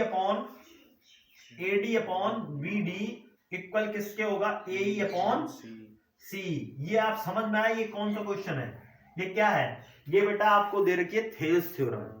क्या है? Thales theorem. खुशी हुई हो अगर जानकर, अगर थेल्स थ्योरम आपको बिल्कुल प्रॉपर क्लियर है तो आप थेल्स थ्योरम को बहुत अच्छे से पूरा प्रूव कर सकते हैं। ठीक है, आपको थेल्स थ्योरम बहुत अच्छे से आती होगी तो ये प्रूव करके दिखाना है। ठीक है, इसमें एक और करके और नहीं लिखा हुआ है, बीच में एक और दे रखा है। ठीक है, ठीक है बेटा, तो इतना हो गया। अब देखते हैं और करके इसका एक और ऑप्शन है इसका और करके बेटा। यहां पर अगला क्वेश्चन देखते हैं क्या है। कहा गया है PQR। ठीक है, PQR हम एक ट्रायंगल लेते हैं बेटा, PQR। ठीक है, ये P है, ये Q है और ये R है। ठीक है, ये क्या हो गया? एक ट्रायंगल हो गया। आगे देखते हैं S and T R point on PQ पर बेटा S है। ठीक है, और PR पर बेटा, PR पर एक पॉइंट है T। ठीक है, T रेस्पेक्टिवली। आगे बोला गया है PS मतलब ये। ठीक है, PS upon SQ, PS upon SQ मतलब इन दोनों का रेशियो इक्वल है किसके? PT अपॉन TR मतलब इन दोनों के रेशियो के इक्वल है। इसको यहां पर हम एक लाइन ज्वाइन कर देते हैं। इसको T से हमने क्या कर दिया? ज्वाइन कर दिया। मतलब बोला गया है कि PS upon PQ, Thales theorem से यही तो प्रूफ करते हैं ना, ये अपॉन ये इक्वल किसके होगा? ये अपॉन ये। ठीक है, तो वही हमने किया है। आपसे बोला गया एंड एंगल PST, ये वाला एंगल, क्लियर? ये वाला एंगल इक्वल है किसके? एंगल PQ, वो PRQ के, इसके इक्वल है। ठीक है, किसके इक्वल है? इसके इक्वल है, ये वाला। आगे देखते हैं प्रूव दैट। आपको प्रूव करना है PQR क्या होगा बेटा? PQR क्या होगा? Isosceles triangle. आइसोसेलेस ट्रायंगल की कंडीशन जानते हो? या तो दो साइड, ये वाली साइड इसके इक्वल प्रूफ कर दो, ये वाली साइड जो PQ है इसके इक्वल प्रूफ कर दो, या ये दो एंगल इक्वल कर दो। इस एंगल को अगर इसके इक्वल प्रूफ कर दिया ना बेटा, इस एंगल को इसके इक्वल प्रूफ कर दिया तो क्या होगा? दो एंगल इक्वल होते हैं ना, दो एंगल इक्वल होते हैं ना, तो उनकी सामने वाली साइड भी इक्वल होती है, और दो एंगल इक्वल और सामने वाली साइड इक्वल, तो वो हमारा क्या हो जाएगा? आइसोसेलेस ट्रायंगल हो जाएगा। तो आपको दो ऑप्शन है, या तो आप सभी साइड को इक्वल कर दो, अपोजिट साइड, दो साइड को इक्वल कर दो, दो साइड को इक्वल कर दो, PQ और PR को, या फिर इस एंगल को, इस एंगल के, Q एंगल को R एंगल के इक्वल प्रूफ कर दो, तो हमारा क्या हो जाएगा? आइसोसेलेस ट्रायंगल बन जाएगा। ठीक है, तो समझ में आ गया हमारा 32 के दोनों जो ऑप्शन टाइम में दिया है और करके हमने दोनों को क्या कर दिया? डिस्कस कर दिया। देखते हैं क्वेश्चन नंबर 34, सॉरी 33 था ये, है ना? 33 बेटा, 33 था ये, ठीक, सॉरी 34। देखते हैं नेक्स्ट क्वेश्चन। देखते हैं क्वेश्चन नंबर 34। इसमें कहा गया है a medicine capsule is shape of cylinder. ठीक है, क्वेश्चन नंबर 34 है बेटा। क्या उसमें कहा गया है? एक कैप्सूल है, किस शेप में है? सिलेंडर शेप में है। ठीक है, सिलेंडर। ठीक है, with two hemisphere stuck at its end, और दो हेमिस्फीयर हैं, एक ये और बेटा एक हमारा ये हेमिस्फीयर। एक हेमिस्फीयर ये रहा और एक हेमिस्फीयर ये रहा, दोनों एंड पर चिपका दिए गए हैं। ठीक है, आगे देखते हैं कि लेंथ ऑफ इंटायर, पूरे कैप्सूल की जो लेंथ है वो कितनी है? 14 mm बेटा। कितनी है? 14 mm। आगे बोला गया है, आपको स्क्रीन पर भी दिख रहा होगा फिगर में, और आप इसकी जो डायमीटर है, ये जो है वो कितनी है? 5 mm। ठीक है बेटा, कितनी है? 5 mm। ठीक, ये क्या है? डायमीटर। डायमीटर अगर 5 mm है बेटा, 5 mm, ठीक है, तो आप बोलोगे रेडियस जो होगी तो 5/2 मतलब हाफ होगी, 2.5 mm हो जाएगी। ठीक है, इधर से रेडियस 2.5। अगर हेमिस्फीयर में कहें ये वाला पार्ट कितना होगा? 2.5 ही तो होगा, क्योंकि ये सेंटर से बाउंड्री तक की दूरी तो रेडियस होती है। इधर से भी ये क्या है 2.5, ये भी क्या है 2.5, ये भी रेडियस। अब 2.5 ये 2.5 ये कितना हो गया 5, ठीक है, और पूरी डिस्टेंस है 14, तो ये कितनी बची बेटा 14 से 5 चला गया, क्या बचा 9। तो हमारी जो सिलेंडर के लिए हाइट है, हाइट कितनी हो जाएगी सिलेंडर के लिए 14 माइनस 2.5 प्लस 2.5, ठीक है, यही तो है बेटा। तो 14 से हम माइनस करेंगे कितना 5, कितना आ गया 9 mm, कितना आ गया 9 mm बेटा। अब आपसे कहा गया है फाइंड द सरफेस एरिया, आपसे कहा गया है सरफेस एरिया ऑफ कैप्सूल, ठीक है। सरफेस एरिया ऑफ कैप्सूल कैसे निकालेंगे, ठीक है, कर्व सरफेस, क्योंकि बाहर ही तो हमें देखना है ना। Curve surface area of cylinder, ठीक है बेटा, curve surface area of cylinder plus curve surface area of 2 hemisphere, ठीक है। कितने हेमीस्फीयर है 2 बेटा, एक तो ये और दूसरा हमारा ये, और सिलेंडर हमारा ये रहा, ठीक है। तो कर्व सरफेस एरिया क्या होता है 2 पाई आर एच, ठीक है बेटा, और 2 इंटू हेमीस्फीयर का फॉर्मूला क्या होता है 2 पाई आर स्क्वायर, क्या होता है 2 पाई आर स्क्वायर, सही बेटा। तो यहां से आप क्या करेंगे 2 पाई आर स्क्वायर आप निकाल देंगे, ठीक है। तो यहां पर 2 पाई और आर कॉमन ले लेंगे, 2 पाई आर कॉमन ले लिया, क्या बचेगा एच यहां से बचा और यहां से 2 और आर बचा, ठीक है, 2 और आर बचा। आप यहां पर वैल्यू पुट करके इसका आंसर निकाल लेंगे, जो भी आंसर आएगा mm स्क्वायर में आएगा, मिलीमीटर स्क्वायर में आंसर आ जाएगा, ठीक है। अब आपसे कहा गया इसका और करके भी है, और करके क्या, और करके इसका दिया गया है एक gulab jamun contain sugar syrup about 30% of its volume. एक गुलाब जामुन है, गुलाब जामुन बिल्कुल सेम एज कैप्सूल होता है ना, ठीक है, मतलब यहां पर भी एक सिलेंड्रिकल पार्ट होगा और इसके इस एंड पर क्या स्टक होगा 2 हेमिस्फीयर चिपके होंगे, ऐसे ही तो होता है ना गुलाब जामुन, इसमें 2 हेमिस्फीयर है, एक ये और एक ये, ठीक है। आपसे कहा गया इस टोटल का जो वॉल्यूम है ना उसके अंदर जो शुगर सिरप बोले तो चाशनी जो भरी है वो 30% है, इस पूरे का कितना है 30% क्या है शुगर सिरप, ठीक है, शुगर सिरप कितनी है 30%, मतलब पूरे वॉल्यूम का 30%, ठीक है। आपसे कहा गया 40 gulab jamun, how much syrup would be found in 45 gulab jamun, तो 45 गुलाब जामुन में कितनी शुगर सिरप होगी, ठीक है। देखो वॉल्यूम हमें निकाल लेना है और इसके बारे में हमें दिया गया है कि देखिए cylindrical with 2 hemisphere and length कितनी है बेटा 5 और डायमीटर कितनी है 2.8, ऐसे ही बिल्कुल सेम ऐसे ही है, ठीक है बेटा। तो कितनी है 5 है और डायमीटर कितनी है बेटा 2.8, ठीक है। तो यहां पर आप बोलोगे कि रेडियस कितनी हो जाएगी 2.8 का हाफ कितना होगा 1.4, और हमारी अगर 2.8 ये और रेडियस कितनी आएगी 1.4 ये और बेटा 1.4 ये, तो क्या हो जाएगा हमारी जो हाइट होगी कैप्सूल की वो कितनी आ जाएगी 5 माइनस 1.4 और प्लस 1.4 इक्वल टू क्या आ जाएगा 5 से 2.8 क्या बचा 2.2 सेंटीमीटर, ये आ गई हाइट। अब आपको क्या निकालना है वॉल्यूम ऑफ गुलाब जामुन, बेटा क्या निकालना है वॉल्यूम ऑफ गुलाब जामुन। एक सेकेंड हम थोड़ा मार्कर चेंज करते हैं, ठीक है। देखिए वॉल्यूम ऑफ गुलाब जामुन कैसे निकलेगा भाई, वॉल्यूम ऑफ सिलेंडर और plus 2 into volume of hemisphere, ऐसे तो निकलेगा।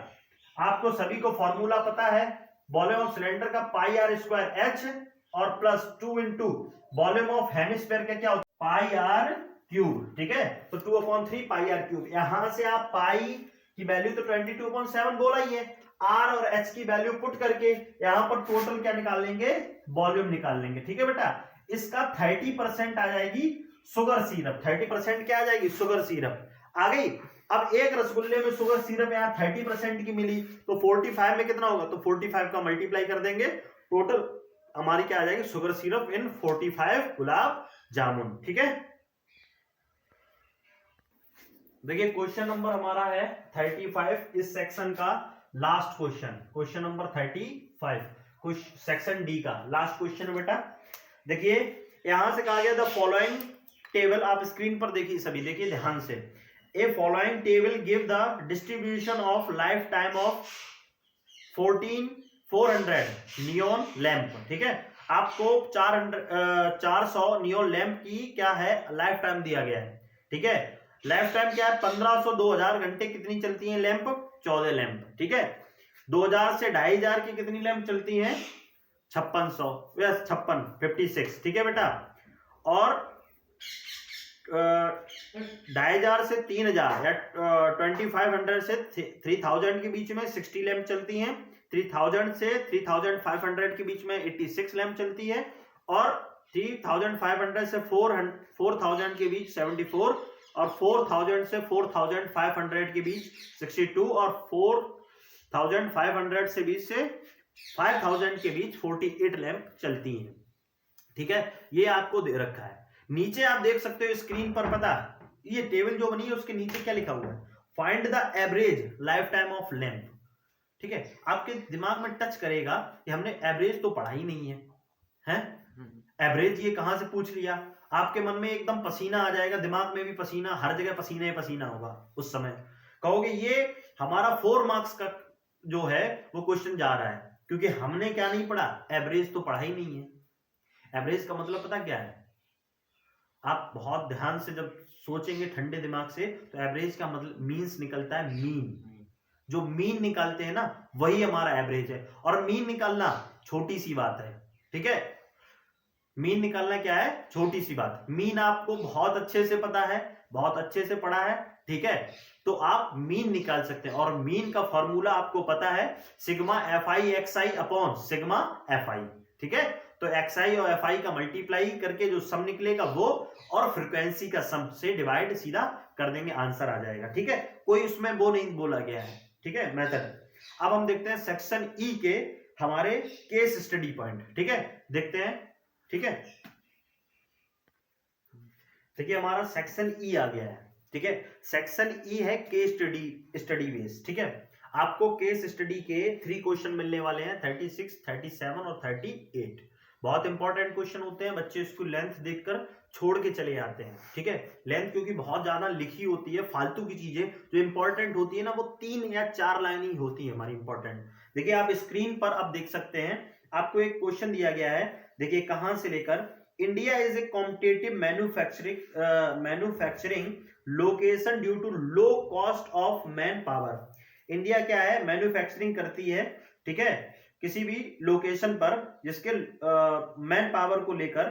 ठीक है, ड्यू टू लो कॉस्ट। ठीक है, and strong technical and engineering capability. और वहां पर क्या और है, स्ट्रॉन्ग टेक्निकल और इंजीनियरिंग कैपेबिलिटी है। Contribute to higher quality production run. और इनकी वजह से क्या होता है, हायर प्रोडक्शन होता है। यहां तक फालतू की बात लिखी हुई है। अभी भी और भी फालतू की बात क्या है, the production of TV set in A factory increase uniformly eight fix number of every year. और कहा गया है जो प्रोडक्शन हो रहा है टीवी सेट का फैक्ट्री में, वो यूनिफॉर्मली सेम रेट से बढ़ रहा है। ठीक है, जो गैप है वो सेम, हर साल सेम रहता है। जैसे एक साल में अगर 5000 बनाई है तो दूसरी साल भी 5000 बनाई है, इसी हिसाब से 5000 इंक्रीज हो रहा है। ये एग्जांपल दिया 5000 का। ठीक है, अब देखते हैं सबसे इंपॉर्टेंट जो है वो क्या है, ये लाइन है, लास्ट वाली लाइन है, it production 16,000 set in 6 year. ठीक है, और एंड 22,600 इन 9 ईयर, ये कहा गया है। ठीक है, तो आप देख सकते हो the production of TV set increase uniformly है। और यूनिफॉर्मली किसमें बढ़ता है, बराबर किसमें बढ़ता है। आप सबसे पहले टच करना ये सीखिए कि ये किस चैप्टर का क्वेश्चन है। आपके कहा गया हर बार इक्वल इक्वल बढ़ रहा है, और इक्वल मतलब बढ़ रहा है तो अरिथमेटिक प्रोग्रेशन का सीन आपके माइंड में सेट हो गया। तो हर साल बराबर बढ़ रहा है, तो 6 ईयर में कितना बढ़ा। ठीक है, हम आपको ऐसे देते हैं। देखिए क्वेश्चन नंबर 36 है। ठीक, यही टाइम लगेगा। फर्स्ट ईयर में नहीं पता, सेकेंड ईयर में नहीं पता, थर्ड ईयर में नहीं पता, फोर्थ में नहीं पता, फिफ्थ में भी हमें नहीं पता, 6 में हमें पता है। और 6 में हमें कितना मिला, 16,000 की टोटल हुई है 6 में। 7th में मैं नहीं पता, 8th में नहीं पता, 9th में मैं पता चल गया। और 9th में बेटा प्रोडक्शन कितना किया है, 22,600। समझ में आया। ठीक, इसको अगर हम देखें कि सीरीज में हर बार यूनिफॉर्मली बढ़ रहा है, जितना यहां बढ़ रहा है उतना ही यहां बढ़ेगा, मतलब कॉमन डिफरेंस क्या रहेगा, सभी में सेम रहेगा। पहले वाले को हम क्या बोलेंगे A1, दूसरे वाले को बोलेंगे A2, तीसरे को A3, ऐसे ही 6 को क्या बोलेंगे A6 और 9 को क्या बोलेंगे A9।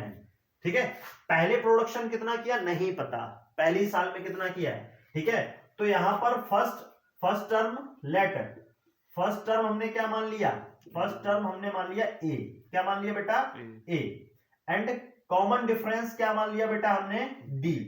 ठीक है, अब 6 ईयर के लिए बोला गया तो 6 इक्वल टू आपको कितना दिया है 16,000, कॉमा लगाते हैं। दूसरी तरफ हमें 9 ईयर का कितना दिया बेटा 22,600। फिफ्थ ईयर का आपको पता है A plus 6 minus 1 into D equal to 16,000। इधर क्या करेंगे, इधर करेंगे A plus 9 minus 1 into D equal to 22,600। समझ में आया। यहां से A plus 5D equal to 16,000, ये होगी इक्वेशन फर्स्ट। यहां आ जाओ तो A plus 8D equal to 22,600, ये होगी इक्वेशन 2। ये यहां तक आपको समझ में आ गया ना। अब solving equation 1 and 2 by elimination method और A और D की वैल्यू निकाल लेंगे।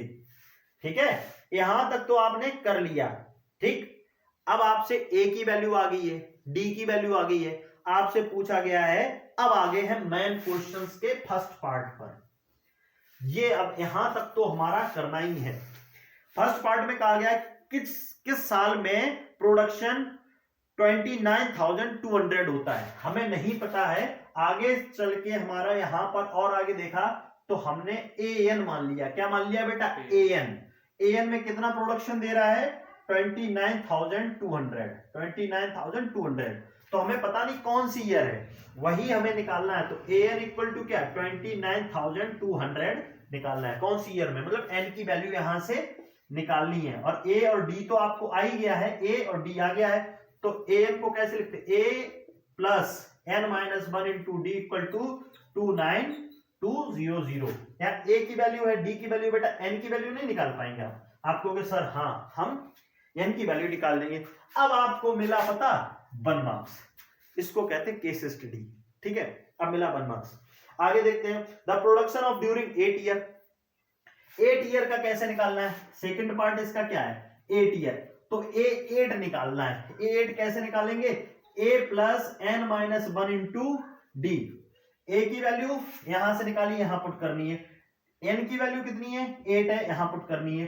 D की वैल्यू क्या है यहां पर पुट करनी है। कैलकुलेट करके आपको क्या निकल आएगा A8 का निकल आएगा। ऐसे इसमें और करके कहा गया है। ठीक है, find the production during first 3 year. ठीक है, find the production during first 3 year. ठीक है, तो पहली साल का निकाल लेंगे। अगर दूसरा ऑप्शन इसका और करना है तो पहली साल का A1 निकाल लेंगे, दूसरी साल का A2 का निकालेंगे और तीसरी साल का A3 का निकालेंगे और फिर सबको क्या कर देंगे, तीनों साल का सम कर देंगे। ठीक है, 3 साल का क्या कर देंगे सम।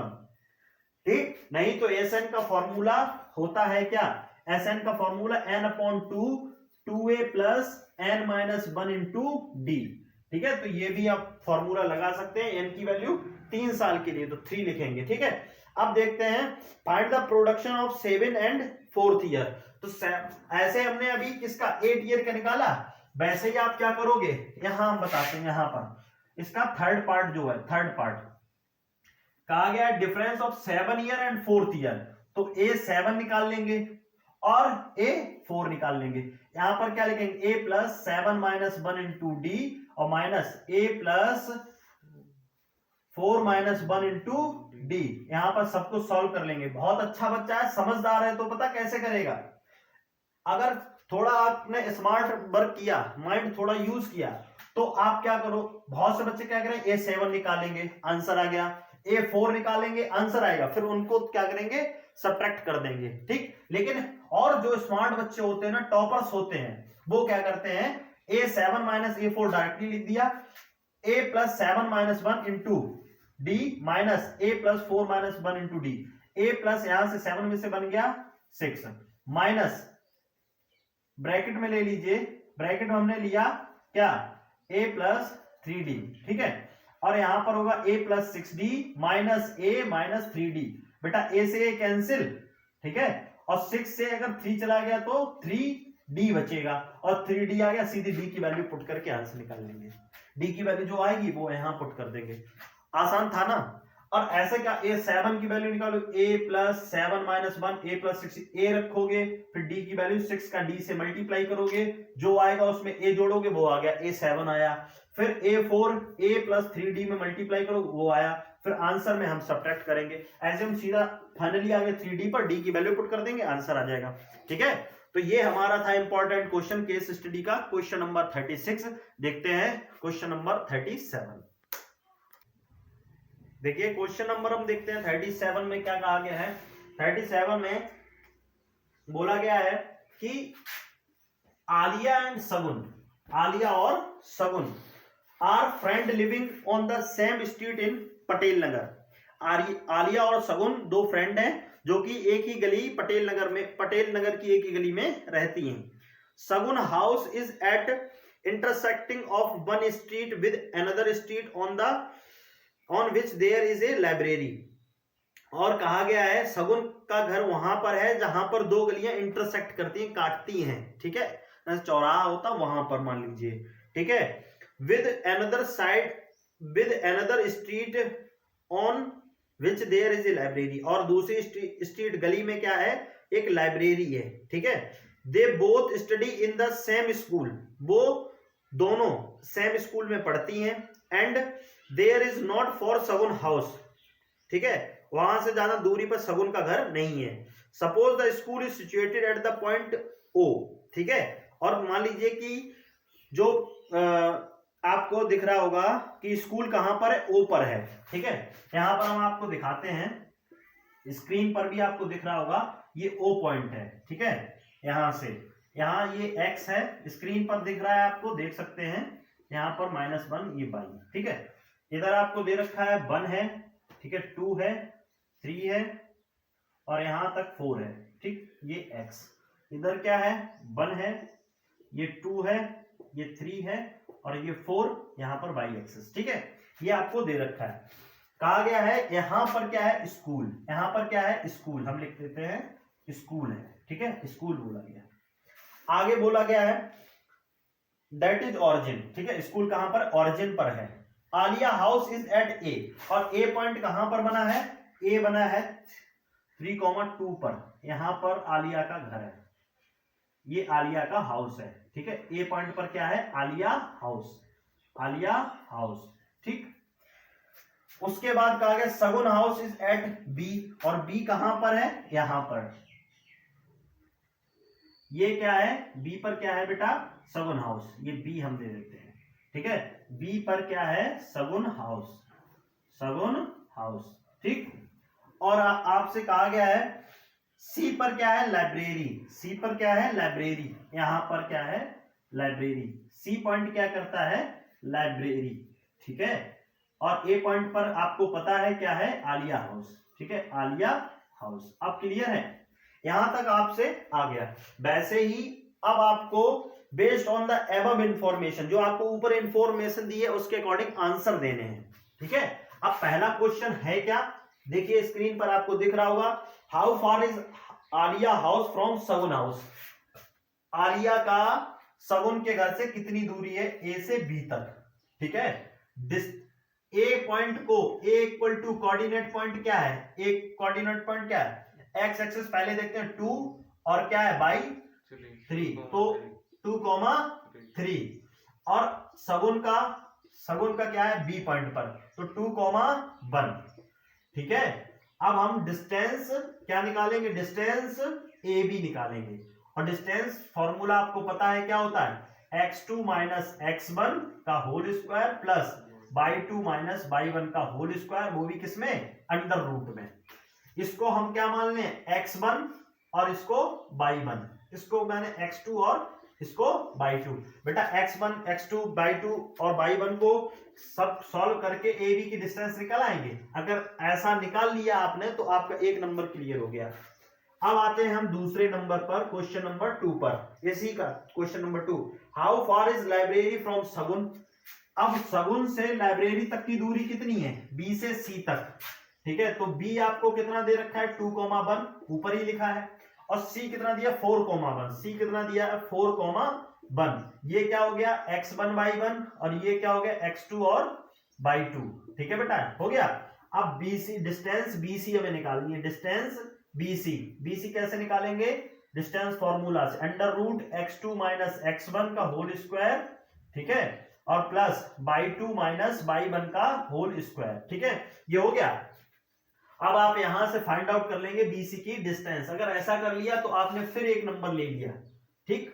अब हमने लास्ट में देखते हैं, so that for Sagun school is farther compare to Aliya house and library.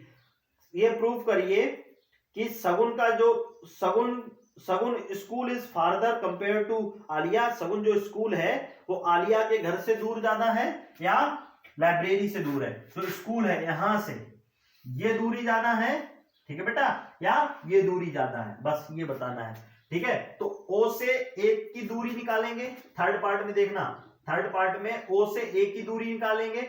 ओ क्या है, ओ का कोऑर्डिनेट पॉइंट क्या होगा 0,0, ये ओ का हो गया, ठीक है।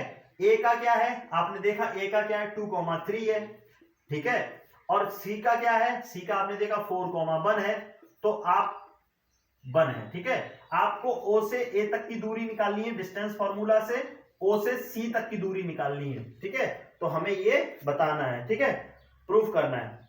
अब इसमें और करके कहा गया है, so that Aliya house, Sagun's house and library are isosceles triangle. अब देखो थर्ड वाले पार्ट के और में लिखा है कि ये जो है ना, ये आलिया हाउस, सगुन हाउस और लाइब्रेरी, ये तीनों किसमें है, एक राइट एंगल आइसोसेलेस ट्रायंगल में है। देखिए यहां से अब एक चीज ध्यान रखना, यहां से और अगर हम करके दिखाएं तो आपको निकालना होगा ए बी। क्या निकालना होगा, ए बी निकालेंगे डिस्टेंस फॉर्मूला से, बोलेंगे हाँ सर निकालेंगे, फिर निकालना होगा बी सी, निकाल लेंगे डिस्टेंस फॉर्मूला से, ठीक, उसके बाद निकालना होगा ए सी, ठीक है। अब आपने कहा ए बी बी सी और ए सी हमने तीनों निकाल लिए, अगर दो साइड इक्वल है तब तो ये आइसोसेलेस ट्रायंगल है, टू साइड इक्वल, और टू साइड यही ए बी अगर बी सी इक्वल है, ए कंडीशन क्या होना चाहिए, A B B C equal होना चाहिए, ठीक, ए बी किसके इक्वल होना चाहिए, बी सी के। और इसमें पाइथागोरस थ्योरम भी फॉलो होनी चाहिए, क्योंकि आप स्क्रीन पर जब देख रहे हैं क्वेश्चन में लिखा है कि ये राइट ट्रायंगल है, राइट मतलब 90 डिग्री, और 90 डिग्री किसमें फॉलो होता है, आइसोसेलेस सॉरी पाइथागोरस थ्योरम में, ठीक है, राइट एंगल होगा। तो पाइथागोरस थ्योरम आप अप्लाई करके देख लेंगे, क्या AC स्क्वायर मतलब hypotenuse square equal to perpendicular मतलब AB का स्क्वायर और प्लस BC का स्क्वायर, ये दोनों क्या आना चाहिए, इक्वल आना चाहिए, ठीक है। तो ये हमारा थर्ड क्वेश्चन है, 2 मार्क्स को देकर जाएगा। देखते हैं next question and last question of this sample paper, question number 38। Question number 38 case study का है, आपको दिख रहा होगा कहां पर, स्क्रीन पर, ठीक। देखिए a boys is standing on the top of light house, कहा गया है इस, जैसे आपको वो भी बना है, फिगर बना है, उसमें भी देख सकते हैं, ये क्या है, देखिए a boy is standing on the top of light house. मान लेते हैं ये एक लाइट हाउस है, इसके टॉप पर एक लड़का खड़ा है, ठीक है, यहां पर ये मानते हैं लड़का खड़ा है, ठीक है, light house. He observe that boat B and boat Q opposite direction, ठीक है, बोट पी और boat Q are approaching the light house from opposite direction. एक तरफ है P और एक तरफ है हमारा Q, तो एक तरफ हम मानते हैं ये लाइट हाउस है, ठीक है, ये लाइट हाउस है, ये लाइट हाउस खड़ा हुआ है, एक तरफ नाव आ रही है P, ये एक बोट मान लेते हैं P, और दूसरी साइड आ रही है एक बोट Q, ठीक, अपोजिट साइड है, एक इस तरफ, एक लेफ्ट में, एक राइट में। आगे देखते हैं बेटा, ठीक है, आपको दिख रहा है ना, he find that angle of depression from the boat P is 45 degree, ठीक है, उसके यहां से टॉप से और जो P पर जो एंगल बन रहा है वो एंगल ऑफ डिप्रेशन कितना बन रहा है 45, ठीक, आगे देखते हैं। And depression of boat Q is 30 degree, और क्यू पर बेटा कितना बन रहा है, 30 डिग्री का डिप्रेशन बन रहा है, ये 30 डिग्री। देखिए ये दोनों अगर पैरेलल है ना, तो ये एंगल 45, तो ये भी कितना हो जाएगा 45, अल्टरनेट इंटीरियर एंगल है, जानते हैं आप। ठीक, ये एंगल 30, तो ये भी कितना बेटा 30। इसको P बोला था ना, यहां पर PQ, इसको मान लेते हैं बॉय कहां पर खड़ा है, R पर खड़ा है।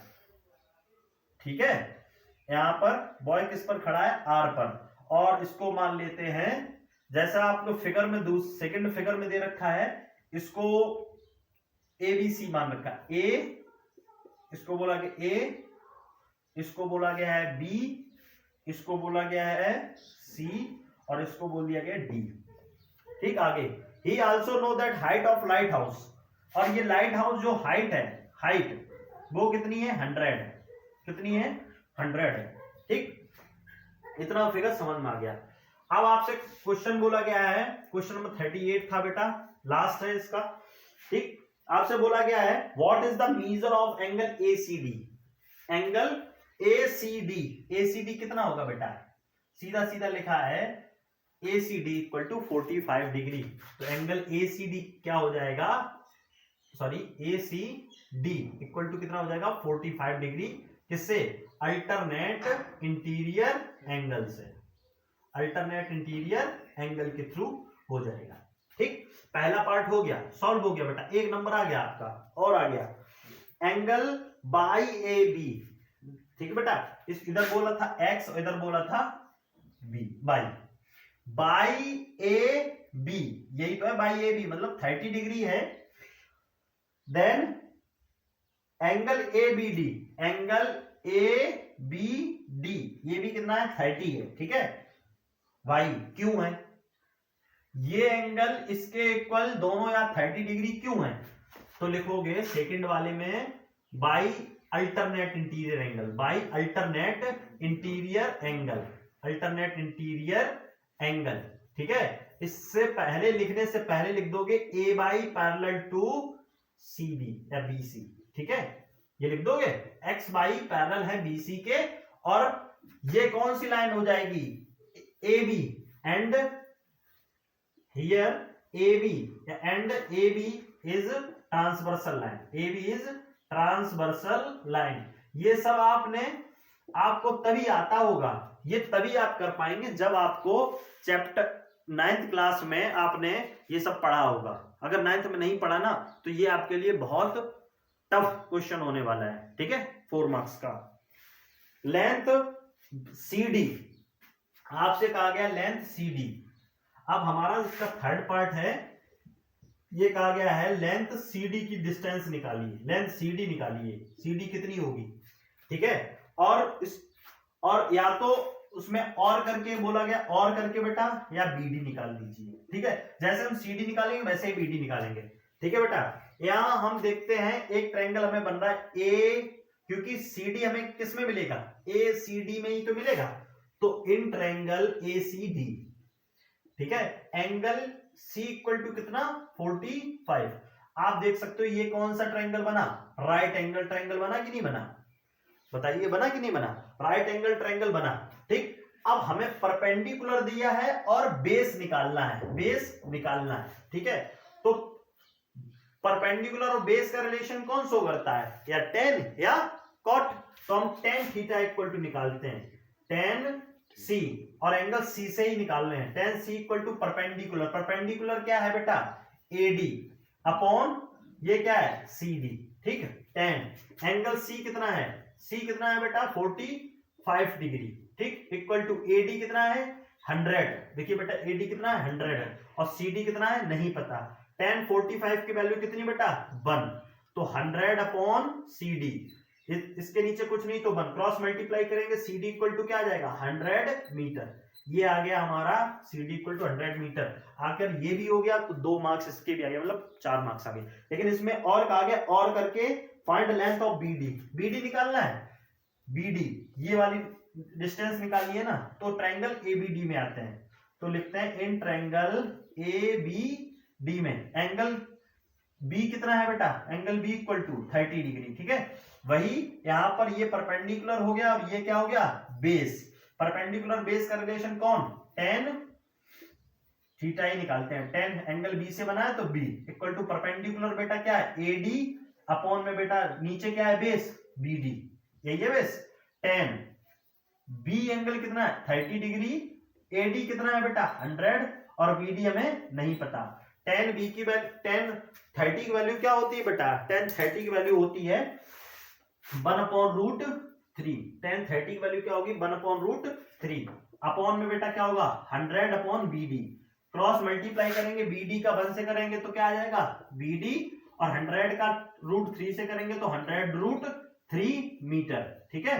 तो ये हमारी जो डिस्टेंस है सीडी की आ गई है और बीडी की आ गई है, सीडी और बीडी की आ गई है, ठीक है। यहां तक हमारा ये सैंपल पेपर था, आपने सॉल्व किया अच्छे से। ये हमारा जो था वो बेसिक मैथमेटिक्स का, जिन बच्चों ने बेसिक लिया है उनके लिए था, ठीक है।